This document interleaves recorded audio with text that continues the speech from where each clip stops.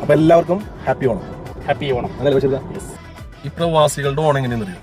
രാവിലെ പോലെ ഡ്യൂട്ടിയിലായിരിക്കും, പക്ഷെ ഒരു സമയമായി കഴിഞ്ഞാലേ ഇതുപോലെ ഡ്രസ്സൊക്കെ മാറി ഒരു ഇറക്കണം. അപ്പോൾ ബാക്കി നമുക്ക് സദ്യ കഴിഞ്ഞിട്ട് കാണാം. അങ്ങനെ എൻ്റെ കൂടെ നമ്മുടെ സുഹൃത്ത് ബഷീർക്ക് ഉണ്ടായിരുന്നു. റെസ്റ്റോറന്റിലായതുകൊണ്ട് തന്നെ നമ്മുടെ ഫോട്ടോസും വീഡിയോസും ഒന്നും എടുത്തില്ല, കാരണം അതിനും വേണ്ടി തിരക്കായി. ഇവിടുത്തെ പൂക്കളത്തിന്റെ വീഡിയോസ് ഒക്കെ എടുത്ത് ഒരു സ്റ്റിൽ കൊടുത്ത് നേരെ നമ്മുടെ ഫ്രണ്ടിന്റെ റൂമിലേക്ക് നമ്മുടെ ചങ്ങിന്റെ വീട്ടിൽ വന്നേക്കാണ്.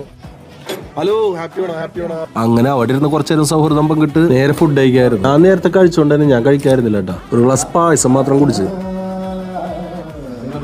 ഓണമല്ലേ, ഫുഡ് അടി കഴിഞ്ഞ് രണ്ടൊന്ന് പാട്ടൊക്കെ പാടിയിട്ട് പോയാൽ മതി എന്നായി. ഈ കൂട്ടത്തിൽ എല്ലാവരും പിന്നെ നന്നായി പാടുന്നവരാണ്. ഇതാണ് ഇവിടെ ഇട്ട പൂക്കളം.